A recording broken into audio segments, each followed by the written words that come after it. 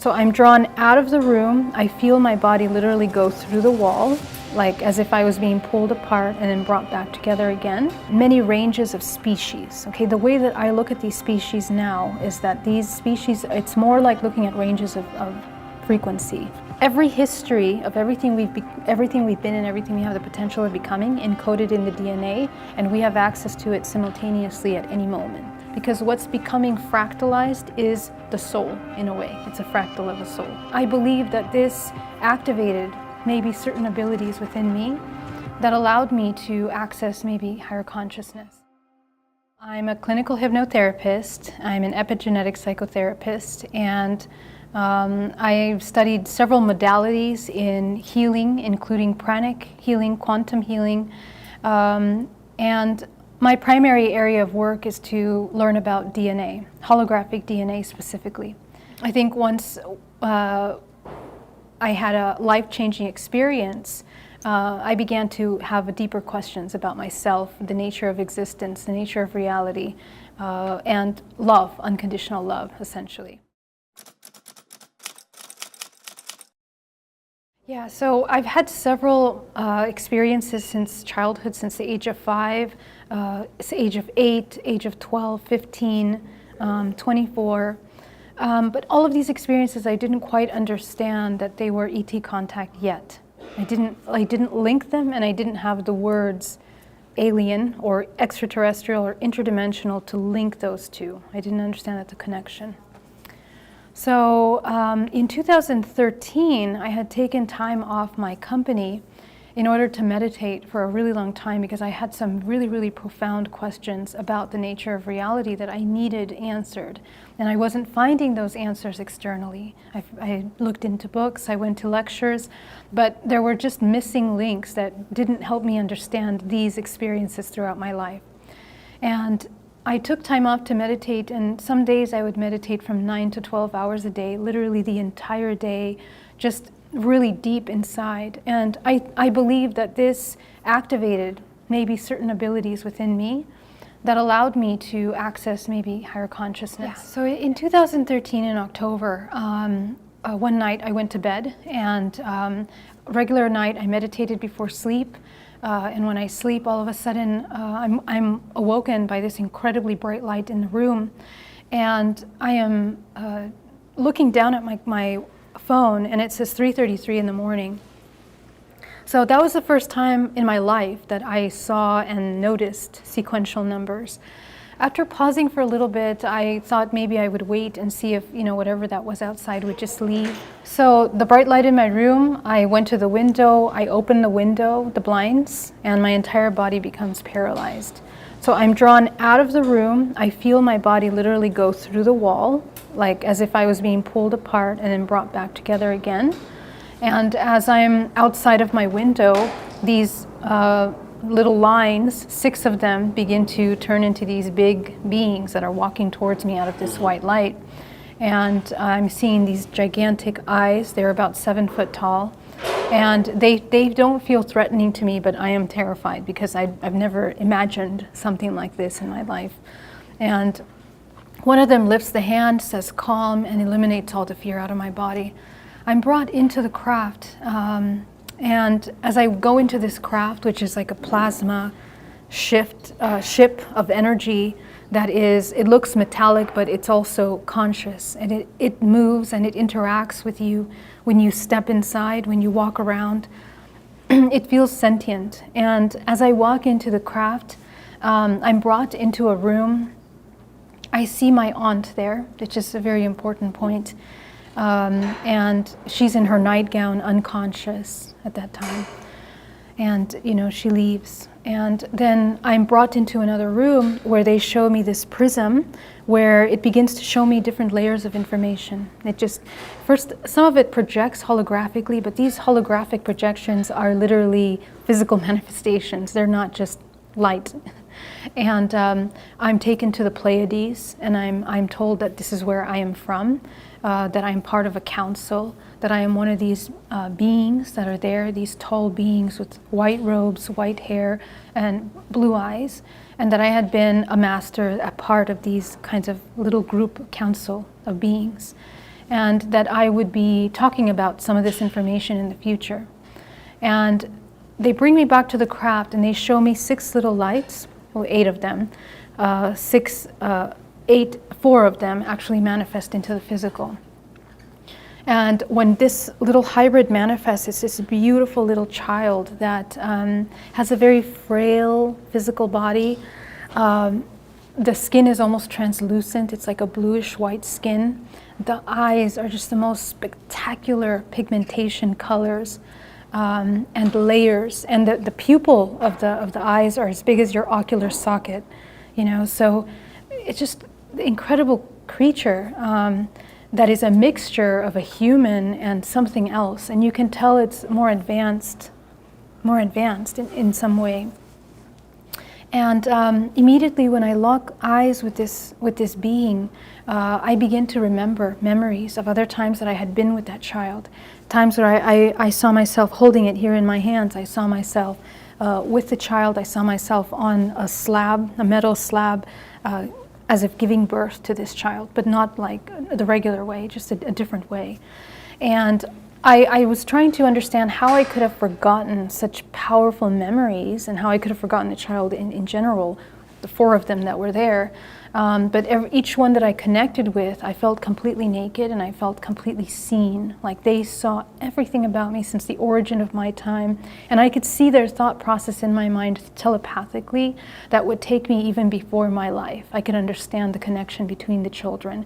So it's almost as if we existed together in the non-physical realm, of course. That was the first time that I encountered that level of consciousness or understanding in my mind. So one of the children were more of a humanoid, the other one were more gray kind, and one of them was more a reptilian child. It literally had like scales and like a green texture to the skin. So these children were a combination. In other words, they weren't 100% human, and that was very shocking to me. The communication was telepathic, the emotional expression, and I was ready to give up my human life. I didn't know what was going to be happening there. I was thinking I would stay with them and be with them, but they immediately removed them out, okay? And I became very sad, and I was introduced to what the matrix was. They showed me the matrix down to the cellular molecular level, the structure of molecules and how they produce this holographic structure. So after they showed me that, my emotions really didn't have a place because I kind of understood that we were interconnected and I didn't feel sorrow anymore.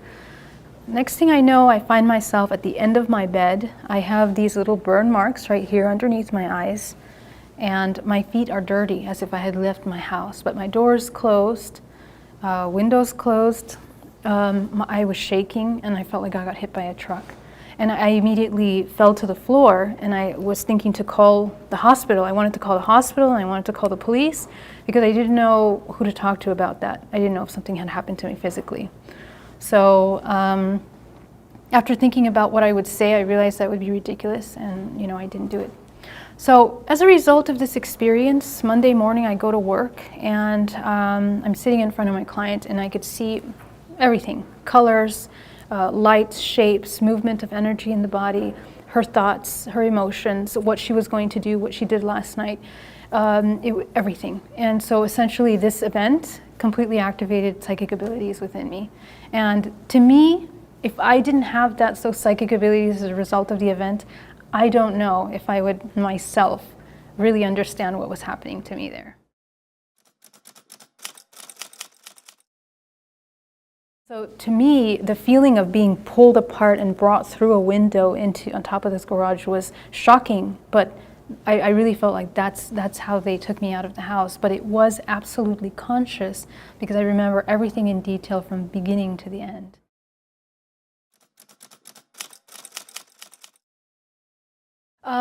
So the hybrids I saw on board the craft, the Pleiades was separate, but there were also a mixture of species within the Pleiadian society that I saw there, that I met, okay. So the Pleiadians, so there are many ranges of frequency. many ranges of species. Okay, the way that I look at these species now is that these species, it's more like looking at ranges of frequency. And this is why, because these were grays, 7-foot grays that came to take me. They weren't Pleiadians. When we think of Pleiadians, we may think maybe humanoid type beings. Okay, so these were like grays, and they took me to the Pleiades. So there's a strong connection between these two groups. And yet there were other species, including the reptilian child, that was part of this council, this group, this gray craft that was managing my hybridization program. What I discovered actually is that I'm a part of several councils. Councils made up of 8, 9, 11, 12, 13 different groups. And they are a mixture within these councils of different alien species. They all have specific agendas with you. They all have specific things that you're doing with them. There's contractual experiential agreements. And with this particular group connecting with the Pleiadians, I guess it was like a ticking clock that, set off at that age for me to access this information, because my life completely changed. I mean, completely changed from that point forward. Okay, so, and I hear this a lot with my clients as well. So I'll get into that in just a moment. But essentially, I met Arcturians, Reptilians, Draconians, Lyrans. I think maybe about 45 different kinds of little multiple species. From the same areas too? Like different? Same areas, but what really matters is the councils that they connect with, and the frequency, what they're carrying out. They seem to be organized in groups of agendas, and within those agendas, heavily interconnected with the people they work with. So me, for example, I accessed the draconian reptilian parts. I actually was taken on board a draconian mothership, and that mothership managed many hybridization crafts, like thousands of them. And those thousands of hybridization crafts with many different species of aliens that were genetically modifying hybrids. So here, the information, what that taught me is that it's not about the species, it's about the DNA, right? Because the DNA is like the database code of information that they are utilizing to make combinations. And these species essentially are like a vibrational frequency, so it's almost as if they're braiding frequencies in order to create an organism. This is actually what's happening, and it's actually what we are. Because when I came public with my experience, I discovered my father had been a contactee, my mother had been a contactee, grandma, grandpa, the whole family, and my aunt, when my film, that Extraordinary, the Seeding came out, when she saw that, I mean, she was in shock for weeks, because she remembered that night that she had a dream that a being came, injected her back here, and then she was out. And when she came back, she had to go to the hospital with 103 fever that same night in October. So in other words, there are, these kinds of events are occurring in families. And this isn't necessarily a nefarious agenda. Our genetic data is sustaining a matrix, just the way we humans procreate in order to sustain life on this planet. But we don't understand the impact of that. Every human that we bring into this world is seeding an entire interdimensional, it's galaxies and interdimensions of information anchoring into this world, right? We're also doing that interdimensionally in many worlds. Okay, so let's talk.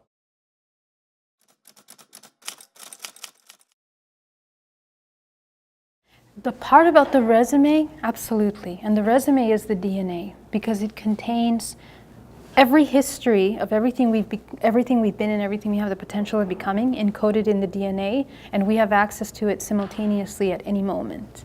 Okay? So, however, the way we choose to incarnate in this dimensional plane is a little bit more complicated than that. It's not just that we choose.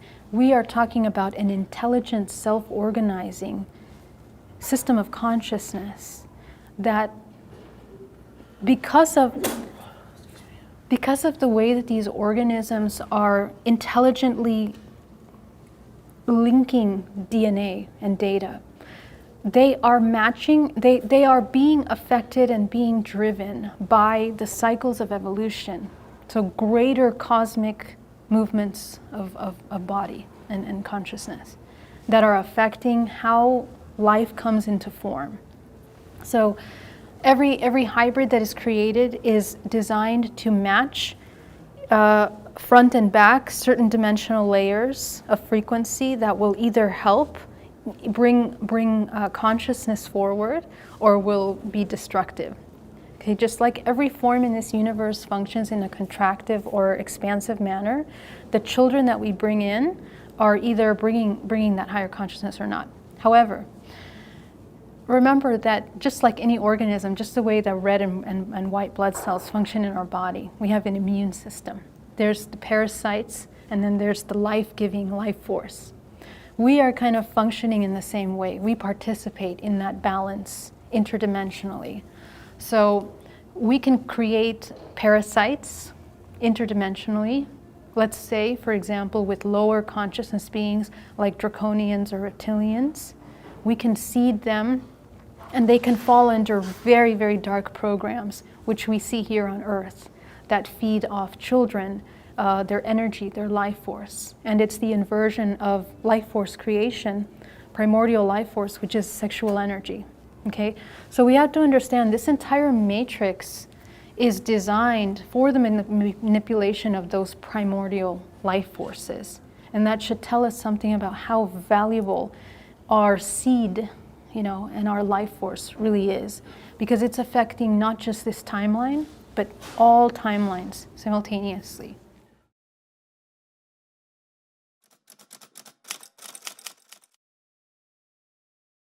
Are humans more valuable then in that case because of this DNA data bank that humans hold? The answer is no. We think we are because this is our perspective point, but in reality, what's interesting about the human is that we incarnate in a three-dimensional plane.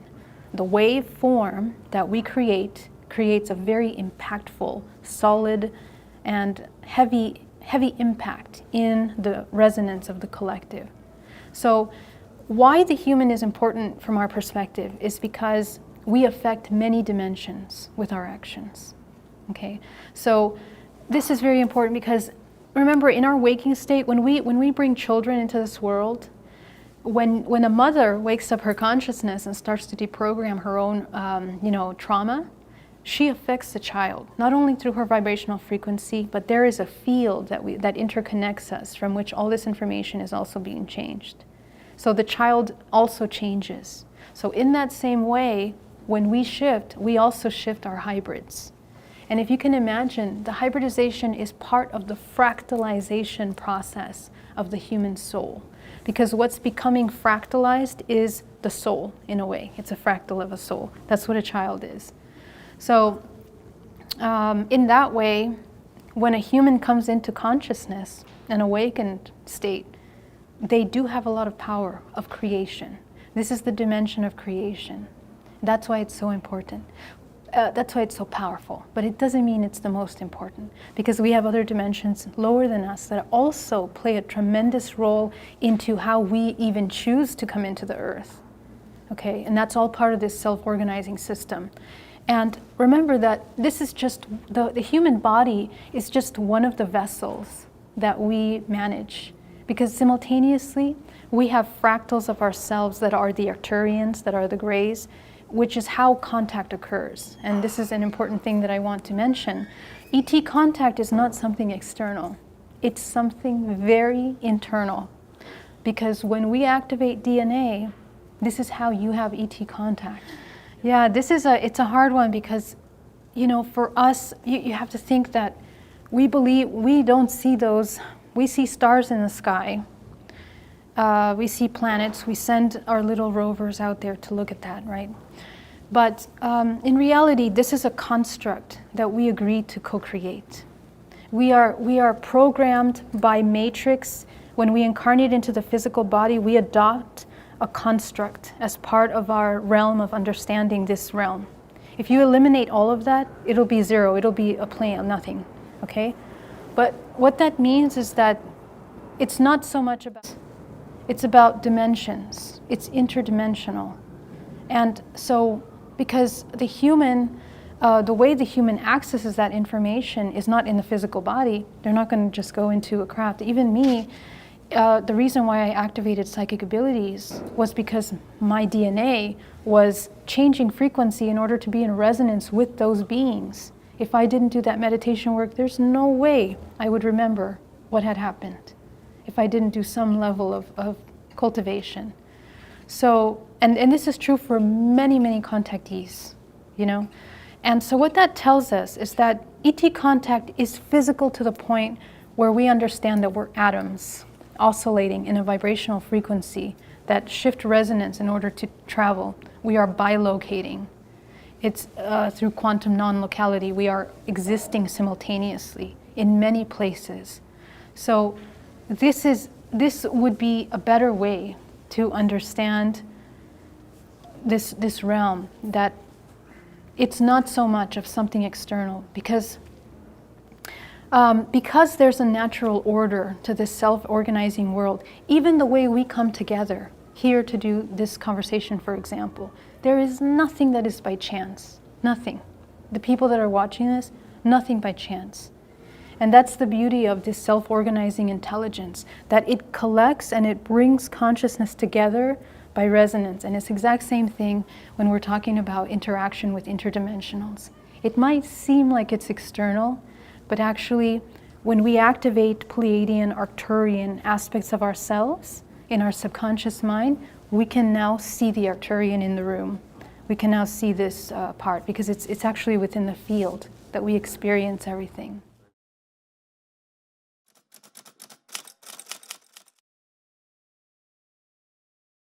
Subatomic, yes. Everything is frequency. Everything is energy and frequency. You know, there's that famous quote by Tesla. You know, if you want to understand the universe, think in frequency. And I think that's the key. Because of our human minds, like, we really try hard to fit it into a box of like understanding things through the filter of physical matter. And when we think that we're traveling, you know, it's not that the body doesn't also travel. The body travels, but we have to understand what the body is. This physical meat suit is a certain vibrational frequency, but we are more multidimensional frequency than we are physical. In fact, when you look at your DNA, only 2% of your DNA is writing everything in this complex physical body. The rest of that makes up the morphogenetic field. And the morphogenetic field is the instruction manual that brings into form this. But what else is there in that morphogenetic field is other potential manifestations, because we're infinite potential. So we actually are, it's like a little, like a spider web where one little point lights up and then the spider moves to another point and that lights up. And in that way, similarly, all the little lights begin to light up as you begin to navigate yourself and shift frequency. You can actually light up. And that's what it really means to grow your light, is that you are activating consciousness in all of these dimensional layers of yourself. So, is there a hybrid agenda? And if there is, what is it? Yeah, so there are many, many hybrid agendas. Again, as I was mentioning, there are darker, let's say draconian, reptilian kind of agendas. And the purpose of them are the destruction and fractalization, fragmentation of the soul. When a soul is fractalized, it becomes entangled in a space, in a dimension.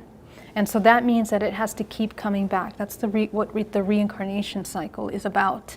We essentially keep reincarnating in loops, and we keep repeating things. And for some of us, we've been repeating in loops for centuries. We have lives and lives that are condensed into maybe this one dimension for a long time. And the key is that when the human wakes up consciousness, they can break those cycles, those patterns. So the hybridization program functions in the same way. It is the sustainability of the interdimensional matrix. And the interdimensional matrix is functioning within the 13 dimensional layers of this realm, 13 dimensions. from which all of these species that we talk about, from the draconians to the Arcturians to the light beings to the highest dimensional level, all of those races are managing different kinds of exchange of consciousness in order to fractalize and utilize soul core life force.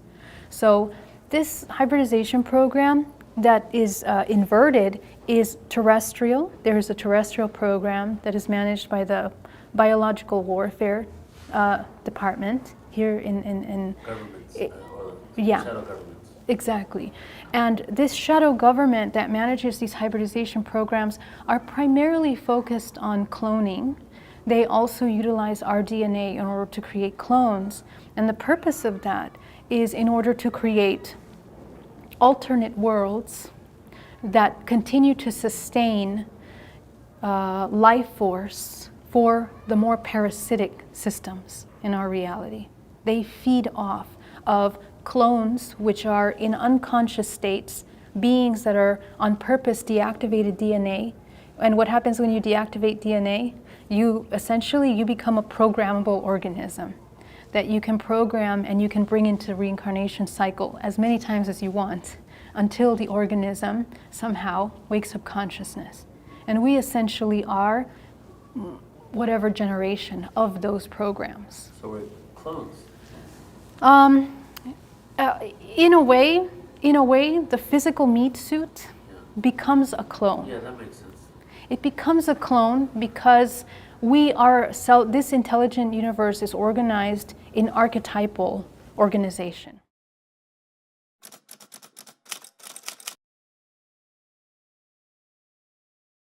That's right. That's right. And so what happens is that, because of the nature of this universe, evolution is a natural aspect. It's never ending. It cannot be controlled, evolution. And I'm not talking about the natural selection evolution of Darwin. I'm talking about the evolution of this entire multiverse as it functions in spiral motions of fractalized it's moving through, well, if you're familiar with the Fibonacci sequence, but we are moving through those fractal expressions, okay? And right now, in this current timeline that we all share, we are moving through a very pinnacle point of ascension, you can say, in which the vibrational frequency is so high that the veil is thinning so much. So that means that humans, whatever we are accessing consciousness and seeing beyond the veil more than ever. So many more contactees are going to remember. People are going to have very lucid dreams. They're going to remember. And that's the thing, that the majority of ET contact is occurring in dream state because that's when we navigate and have access to these dimensions, right? That's when we can access. When we dream, we are actually accessing our holographic DNA. We're traveling in between those states. So, to go back to the cloning program, it's a very complex thing, but you and I, you see, just 3,000 years ago, we had a relative in common, me and you. Yeah, a relative in common, okay? Like in our terrestrial gene pool. Think about this. So we are a very young race. Okay, we're actually a very young race. And what that means is that, remember that when we have past lives, we encounter people that we've already met before. Like our mother was our girlfriend, or our brother was a neighbor next door. Okay, why do you think that is? We're kind of cycling through pools of repetitive consciousness that is staying within this incarnation cycles. So this is why to wake up consciousness and to understand the hybridization program, it really requires a mastery over this physical realm. But we can utilize our hybrids in order to expand consciousness. Even if they're created for lower frequency agendas, we can transmute that through the DNA, through our own alchemization of ourselves, essentially. So when we practice alchemization of ourselves, so the transmutation process creates a transduction process in our physical body. Alchemization process is utilizing primordial life force, sexual energy, lifting it up the spine into the pineal gland in order for it to begin to crystallize.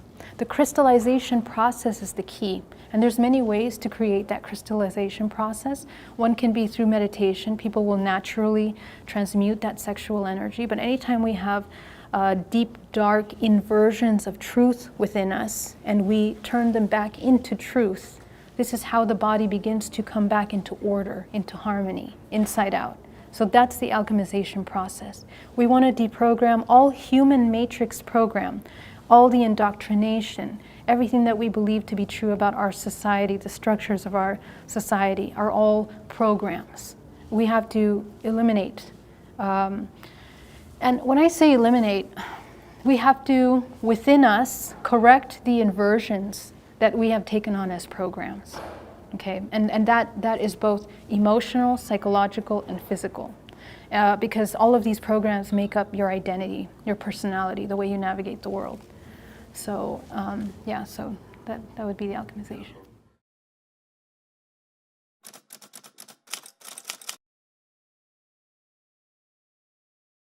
Even though I had very activated psychic abilities in 2013, I was a very, very psychic child, as a child. And at the age of 5, when I had my first experience, I was taken into this planet, which I believe was Mars, I believe. But because of my abilities, I was utilized for remote viewing programs by these draconians. And as a child, I would be put into pools of water, or I would sit naked, and I would have to remote view something that would happen.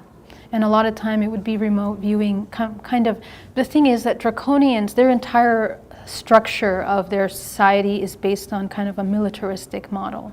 Okay, so everything that they do is very militaristic. So they would have me remote view maybe other groups of draconians and what they were doing on Earth or other planets. So during these occasions, I would see different kinds of things that were happening in the world and other worlds. Also, at the age of, I think, 12 or maybe 8, I think 8 years old, I was taken to a place that I believe is Antarctica. And I would be taken, I would have these reoccurring dreams of being taken into these immense, like made out of cement, these like hangars that would go like underground, something like this. And they would kind of test for intuitive abilities in these experiences. And in these hangars, there would be these strange kind of mirrors made out of water that would kind of be like portals that would take you to different planets and different things. And there was military there as well, and influence of draconians, but also some other kind of species as well.